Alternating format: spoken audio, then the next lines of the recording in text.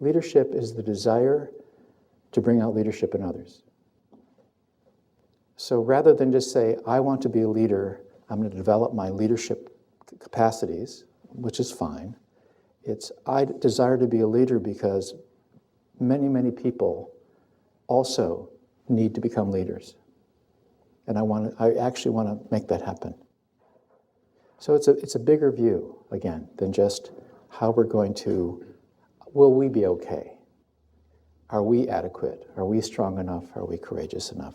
Those are important questions, but are we strong enough and courageous enough to really help others be leaders too?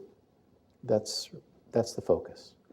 The heart of the Alaya approach is the notion of creating enlightened society, and that society is based on the notion of human goodness, that human beings are fundamentally good.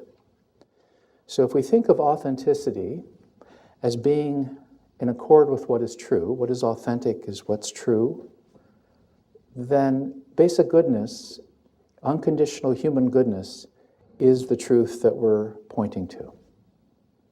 So what does unconditional human goodness mean in this context?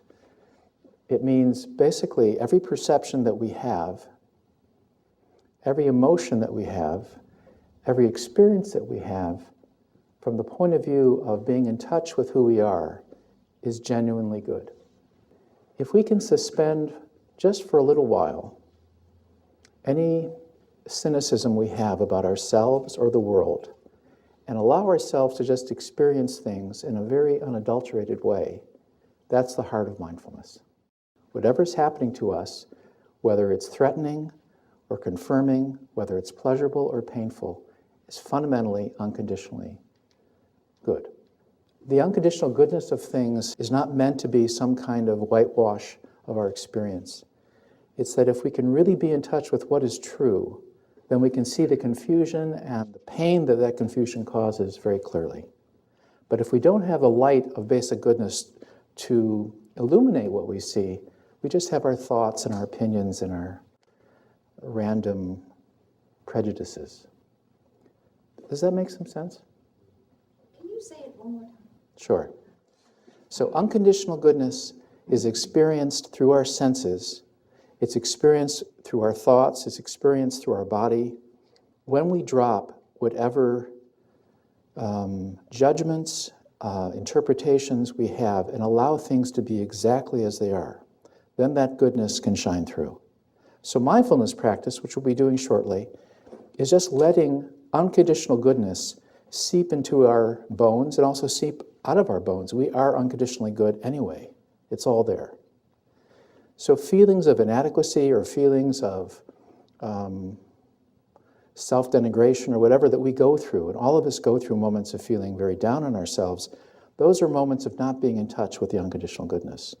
And likewise, when we find fault with others, those are also moments of not really seeing their unconditional goodness. It's not that people don't need, at times, to recognize what they've done, but it doesn't deny in any way the fact that people are fundamentally unconditionally good. When they're out of touch with it, that's when they create suffering. So we're really talking about vulnerability and bravery, gentleness and bravery, both being part of the human experience. We're gentle enough to really see our own confusion, limitations, whatever.